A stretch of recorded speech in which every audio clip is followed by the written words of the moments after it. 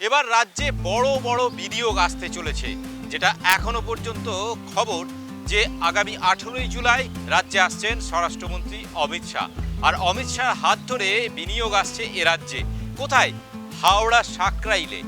যেটা জানা যাচ্ছে যে হাওড়া সাকরাইলে আমুলের একটি কারখানার সেখানে শিলান্যাস অনুষ্ঠানে উপস্থিত থাকবেন কেন্দ্রীয় স্বরাষ্ট্র ও সমবায় মন্ত্রী অমিত শাহ, থাকবেন রাজ্যের মুখ্যমন্ত্রী শুভেন্দু অধিকারী, শিল্পমন্ত্রী সহ একাধিক রাজ্যের মন্ত্রীরা। এ রাজ্যে বিনিয়োগের যে খরা ছিল সেই খরা কাটতে চলেছে কি এবার ডবল ইঞ্জিন সরকারের আমলে? অন্তত এমনটাই পূর্বাভাস পাওয়া যাচ্ছে। কারণ শুধু যে এই সাকরাইলের আমুল কারখানা শিলান্যাস হবে তা নয়, বা আমুল বিনিয়োগ করছে এ রাজ্যে এমনটা নয়।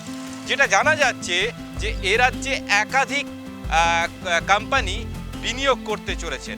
একদিকে যেমন হুগলির ডানকুনিতে লাক্স একটি হুঁশিয়ারি কারখানার সেখানে তারা বিনিয়োগ করতে চলেছেন।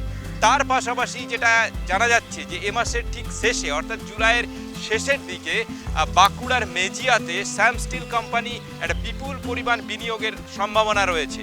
এবং যেটা উল্লেখ্য বিষয় সেটা হচ্ছে যে আগামী সেপ্টেম্বর মাসে এ রাজ্যে বাণিজ্য সম্মেলন হওয়ার কথা, এবং এই বাণিজ্য সম্মেলনে উপস্থিত থাকার কথা প্রধানমন্ত্রী নরেন্দ্র মোদী প্রধানমন্ত্রী আসার আগে অর্থাৎ সেপ্টেম্বরের সেই বাণিজ্য সম্মেলনের আগে রাজ্যে এই একাধিক বিনিয়োগের যে একটা সম্ভাবনা তৈরি হয়েছে বা একাধিক কোম্পানি বিনিয়োগে যে আগ্রহ প্রকাশ করেছে, তাতে করে উন্নতি কি হতে পারে বাংলার? কারণ এই আমুলের কারখানা যেটা সাকরাইলে হওয়ার কথা রয়েছে বা শিলান্যাস করতে রাজ্যের স্বরাষ্ট্রমন্ত্রী আসছেন, সেই কারখানাতে যেটা জানা যাচ্ছে এখনো পর্যন্ত যে এখানে প্রায় সরাসরি অর্থাৎ কর্মসংস্থানের একটা সুযোগ রয়েছে, যেমন হাজার হাজার মানুষ সেখানে কর্মসংস্থান হবে মানুষের। তার পাশাপাশি পরোক্ষভাবেও কিন্তু অনেক মানুষ এই আমুল কারখানা তৈরি হলে সেখানে সুবিধে পেতে পারেন।